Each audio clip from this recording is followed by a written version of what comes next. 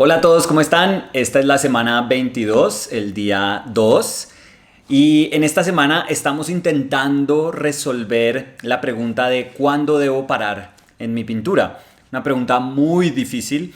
La respuesta no puede ser homogénea porque es una respuesta a la que tenemos que llegar cada uno de nosotros, pero estamos tratando de aceptar el dejar una pintura en esos estados iniciales y aprender de ella. Entonces vamos a ver cómo nos va hoy. Bueno, comenzamos. Esta semana vamos a hablar de algo que es un poco complejo y puede sonar un poquito abstracto, quizás tan abstracto como la temática de la semana pasada, y es cómo saber cuándo uno tiene que parar en una pintura, cuándo parar. Les voy a dar spoilers de una vez. La respuesta es no sabemos. O sea, cada uno de nosotros tiene que llegar a esa respuesta individualmente. ¿Por qué no podemos decir como colectivo que tenemos la posibilidad de identificar un momento en el cual debemos parar? Pues porque las intenciones detrás de la pintura de cada uno de nosotros son tan distintas como cada uno de nosotros. Yo por eso siempre digo en mis talleres que las maneras de resolver algo son tantas como hay pintores en el mundo, como hay individuos en el mundo. Ninguno de nosotros percibe el universo de la misma manera, de exactamente la misma manera. E incluso, si sintiéramos lo mismo cuando percibimos algo, la manera como lo traducimos en pintura, como traducimos esa percepción en decisiones que van a ser pintadas, es totalmente distinta porque depende de tantas variables que es literalmente imposible creer que las decisiones a las que vamos a llegar son exactamente iguales. Nosotros podemos recaer en una manera formal de resolver pintura, es decir, si pertenecemos como a una escuela muy específica de pintura, y creer que si homogenizamos la manera como resolvemos la pintura, entonces estamos resolviendo muchísimos problemas. De ahí que, por ejemplo, lo que fue la Academia Francesa de finales del siglo XIX produjo pintores con una capacidad altísima, pero que casi no se diferenciaban entre sí. Entonces, no queremos llegar a ese punto en donde sacrificamos nuestra individualidad, lo que podemos expresar como seres humanos específicos, por ganar una habilidad. La habilidad no debería tener ese costo tan alto. Entonces, ¿cuándo parar? Pues mencionaba ayer que es imposible llegar a esa respuesta sin haber arruinado muchísimas pinturas. Porque cuándo parar es como un sentimiento que muchas veces nosotros podemos reconocer desde muy temprano cuando comenzamos a pintar. O sea, nosotros podemos estar aprendiendo a pintar, pero muchas veces hay un impulso que tenemos interno que nos dice, uff, yo debería parar ahora, yo debería dejar la pintura tal como está porque me gusta lo que está sucediendo. Eso yo creo que lo logramos identificar muchas veces fácilmente. Hay veces no tan fácil. Algunas veces necesitamos que, así como nuestros maestros que nos enseñan a pintar nos dicen, oiga, tome estas decisiones para interpretar esto o trate de enfocarse en estas relaciones inicialmente, y en cierta medida nos enseñan a observar. Yo me acuerdo que Steve Assel me decía, yo no le voy a enseñar a pintar tanto como que lo voy a enseñar a ver, a reconocer las cosas que usted después puede traducir en pintura. Y eso es muy cierto, suena como a semántica y suena un poco poético, pero es absolutamente cierto. Entonces, puede que necesitemos un poquitico de la ayuda de las personas que nos van llevando de la mano por ese proceso de aprendizaje de pintura para decir cuándo debo parar. Incluso yo contaba ayer que que tuve varios momentos en donde depositaba toda mi fe en mis profesores, porque siempre he dicho que cuando uno tiene confianza en un profesor, pues uno realmente tiene que creer las palabras que ellos dicen. Y yo muchas veces pues hacía caso, o sea, si me decían pare ya y trabaje en otra cosa, yo paraba. Y yo paraba ciegamente, o sea, yo no cuestiono a mis profesores, pero había un punto donde ese cuestionamiento pues como que empezaba a salir a la superficie, porque no era tanto el cuestionar la veracidad o la sinceridad con la que expresaban el deseo de que yo parara. Ellos seguramente veían en lo que yo estaba haciendo algo que querían que yo recordara mediante el hecho de poder tener ese objeto físico de la pintura en un estado que me pudiera señalar como las cosas que había hecho bien. O sea, la intención detrás de esos comentarios siempre, siempre era buena, pero yo creo que esto es muy humano. Hay un punto donde todos queremos seguir adelante, todos queremos decir, bueno, ¿y qué pasa si? ¿Qué pasa si sigo pintando? ¿Qué pasa si me arriesgo? ¿Qué pasa si trato de hacer estas cosas nuevas en la imagen? Y yo expresaba ayer que lo que normalmente sucede, y sucede en un porcentaje altísimo, es que arruinamos las pinturas. Es que deshacemos totalmente todo lo bonito que habíamos hecho. Y eso genera una frustración gigante, porque quizás sí estamos aprendiendo, pero también nos castigamos muy duro porque nos decimos a nosotros mismos, reconocí que estaba en un buen momento y tomé una decisión consciente de seguir. Y esa decisión consciente de seguir me llevó a arruinar la pintura. Algunas veces el mensaje se distorsiona en nuestras cabezas y lo interpretamos como no tengo que escucharme cuando tenga esos impulsos. Cuando yo quiera seguir e hice algo bueno, debo es parar. O sea, no puedo confiar en los impulsos que yo tengo porque de las 10 pinturas que acabo de hacer, donde supe que había un estado inicial que era mucho mejor, un planteamiento inicial que era mucho más atractivo, del cual podía aprender muchísimo más, lo arruiné por escuchar esa voz interna, por hacerle caso a ese impulso interno. Entonces el mensaje se nos puede distorsionar en que estamos haciendo las cosas bien, pero no podemos confiar en nosotros mismos. Y eso es una locura, porque ahí la dicotomía es absurda. Y tratar de navegar esas dos emociones sería casi que imposible. Entonces, lo que yo propongo para esta semana es lo siguiente, y pienso que es algo que puede ser mucho, mucho más didáctico, mucho más generoso con nosotros, y puede no resultar ser nocivo en el sentido que no nos impulsa a que sembremos una duda sobre lo que sentimos. Nosotros lo que sentimos es lo que sentimos. O sea, eso no está mal. Y arriesgarnos con base en un impulso interno, pues es fantástico. De eso se trata. El arte se trata exactamente de eso. Pero lo que tenemos que tratar de hacer, y ahí está la esencia del ejercicio de esta semana, es reconocer todo lo bueno, toda la riqueza que puede tener ese momento inicial que identificamos y lo cuestionamos en el sentido de que vamos a ver cuánta información valiosa podemos extraer de ese momento. ¿Por qué funciona? ¿Por qué nos atrae tanto? ¿Por qué sentimos que estamos por un camino buenísimo? ¿Por qué sentimos que tiene una energía grandísima ese primer momento, ese primer contacto con ese sujeto que estamos tratando de pintar? ¿Por qué tenemos tanta atracción hacia ese primer momento? Yo decía ayer que no podemos tampoco sentirnos como unos genios porque llegamos a ese momento. No se trata de aplaudirnos y quedarnos como con la gloria de que tuvimos un buen estado en una pintura y un estado que eventualmente podemos considerar como el estado final de la pintura. Porque es que la pintura fundamentalmente nunca le dice a uno que hay un momento donde se plantea, hay un desarrollo y hay un final. La esencia de la pintura nunca ha sugerido eso. Nunca. Nosotros hemos establecido que hay un tipo de imaginario que se considera como un imaginario mucho más desarrollado de pintura que otro. Pero fundamentalmente, una pintura es exactamente igual si uno la pinta media hora o si la pinta 6 meses. Exactamente igual. Entonces, al reconocer las bondades de ese primer momento, de nuevo, no estamos sintiéndonos mejores pintores de lo que somos. No, yo ayer decía que si la pintura no nos enseña humildad, no estamos pintando bien. No nos vayamos a sentir genios porque hicimos algo bueno y lo dejamos.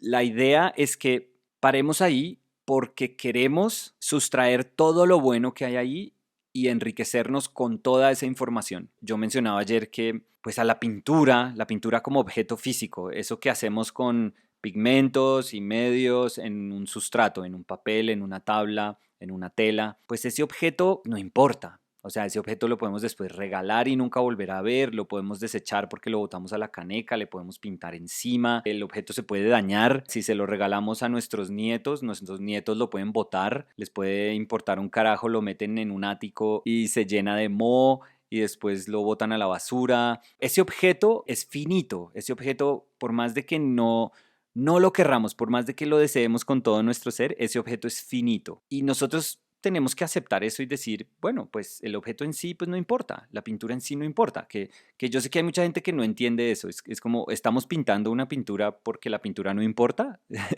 no tiene tanto sentido.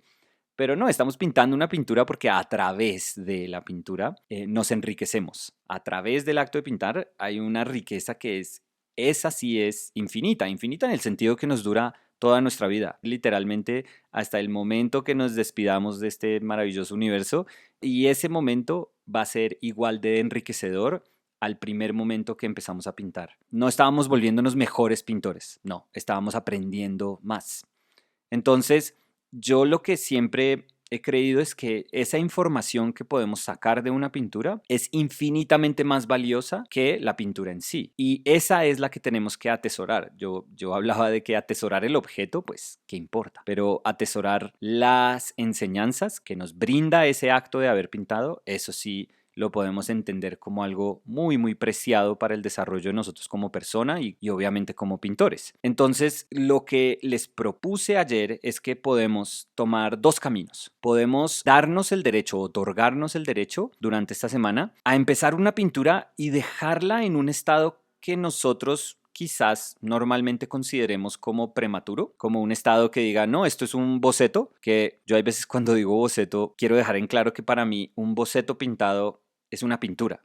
A mí no me importa que lo nominemos o que lo categoricemos como boceto. Yo no sé para qué creamos como esas categorías. Pero para mí un boceto es una pintura. Entonces, o hacemos una pintura que se demoró en desarrollar, no sé, media hora, una hora, lo que sea, 2 horas. O hacemos una pintura que decidimos, pues, pasar por ese momento inicial que nos atrajo muchísimo y tratar de arrastrar toda esa información valiosísima hasta un punto en donde uno sienta que llega al desarrollo que debería tener esa pintura. Es decir, podemos parar cuando sentimos, este es un momento bellísimo, o podemos decir, paramos, reconocemos todo lo que ese momento bellísimo nos está enseñando y tratamos de cargar toda esa información a través de un desarrollo de pintura que la lleve hasta un punto donde nosotros nos sintamos cómodos. Yo trato de no decir terminar la pintura o finalizar la pintura, por eso muchas veces me han oído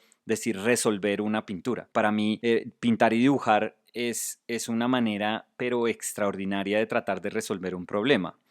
Y eso es lo que estamos tratando de hacer. Entonces, cuando me refiero a cargar toda esa información hasta que cada uno de nosotros sienta que pudo resolver o acercarse a la resolución de ese problema, me refiero a la conclusión, entre comillas, que cada uno establece, que cada uno define para su pintura. Porque esa conclusión, de nuevo entre comillas, la establecemos cada uno de nosotros. Por eso al comienzo les decía que todos esos caminos son tan variados como seres humanos hay en el mundo. Yo no puedo imponerles lo que significa para mí resolver una pintura, porque esa resolución pues está teniendo en cuenta todas las variables de mi vida, todas las variables que durante mi vida han forjado mi percepción y por las que he reconocido mi intención inicial al pintar y que después me llevan a resolver esa intención a través de decisiones pintadas. Entonces, si se ponen a pensar,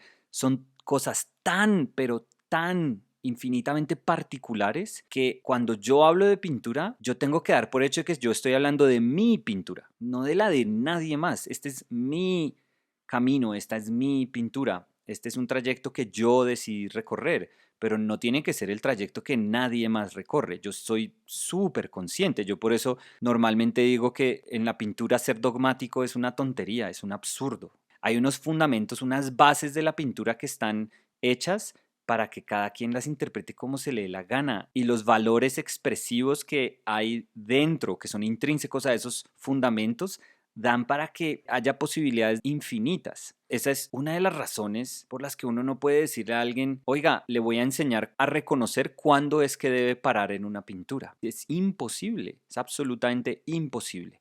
Lo que sí podemos hacer es que cada uno dentro de su proceso esté pintando y diga, este momento al que llegué, de nuevo, puede ser a los 10 minutos, 20 minutos, media hora, 1 hora, 2 horas, lo que sea. Este momento al que llegué es muy, muy rico, es muy enriquecedor, como que lo veo y estoy logrando extraer todo lo bueno que me está otorgando esa pintura, que me está devolviendo el acto de pintura. Quiero mantener esto, quiero mantenerlo, quiero mantener toda esta enseñanza. Y muchas veces la queremos mantener intacta, como si fuera un trofeo, como decir, miren mi pintura y miren todo lo que logré hacer.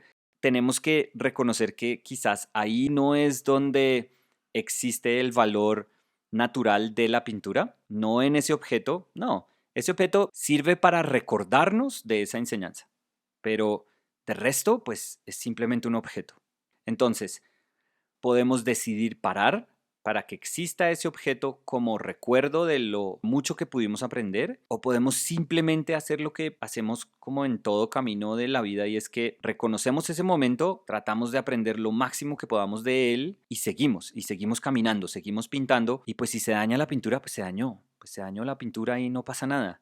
O sea, tampoco podemos darnos durísimo, ni castigarnos, ni flagelarnos porque arruinamos una pintura. ¿Cuántas pinturas no va a dañar uno en el transcurso de la vida?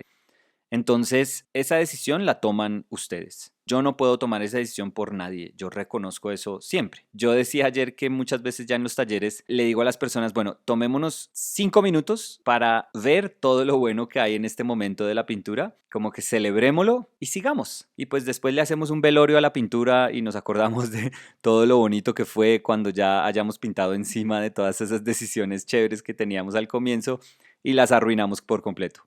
No importa, después nos reímos y nos acordamos de ese momento bonito de la pintura. Pero lo importante es como tratar de acceder a esa información y reconocerla. Y créanme que esa información no se le pierde a uno. Cuando uno hace un acto consciente de ver lo bueno que pasó y de evaluar obviamente también lo malo en el sentido de las decisiones que me alejaron de mi intención, todo eso es algo que podemos cargar. Todo eso es algo que podemos llevar a cuestas y yo siempre le digo a la gente, las pinturas, si las acumulamos, ocupan espacio y se arruman y pesan. En cambio, la enseñanza no pesa absolutamente nada. Eso lo podemos cargar con nosotros hasta el día que nos despidamos. Entonces, ahí está el valor del ejercicio que hacemos. Ayer quise concentrarme en decisiones grandes en términos de brochazo grande, y esa energía inicial que está presente como en ese planteamiento de la pintura es fantástica. Para mí es bellísima. Entonces ayer dije, listo, me voy a otorgar el derecho de dejar la pintura en este estado, en esas decisiones iniciales que denotan la manera como uno estaba tratando de resolver el problema, como uno estaba tratando de interpretar las formas que uno tiene enfrente a sí y cómo traducirlas en decisiones pintadas. Vamos a dejar esas decisiones grandes. ¿Que hubiera podido llevar la pintura más lejos? Pues claro, pero es que más lejos, pues no quiere decir mejor, ¿no? Eso lo tenemos que tener súper claro.